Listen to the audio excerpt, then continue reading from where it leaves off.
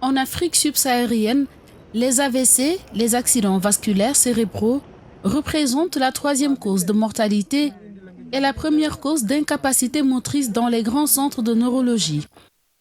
Jadis, les personnes âgées étaient les plus touchées, mais de nos jours, la tendance a changé et les jeunes sont désormais très affectés. Hospitalisé à la clinique neurologique au Centre hospitalier national de Fann, le cas de Louis Stanley en est une parfaite illustration. Âgé de 49 ans, il est victime d'AVC pour la seconde fois. Ce n'est pas une maladie d'aujourd'hui puisque c'est la deuxième fois que je me retrouve ici, en Europe. J'ai fait la maladie en 2016. J'ai été atteint d'un AVC, j'en suis sorti indemne. Et là, j'ai rechuté il y a 3 semaines exactement, où j'ai perdu un côté, le côté gauche de mon corps, les membres. Mais voilà, c'est la cause de la hausse de la tension parce que je suis hyper tendu.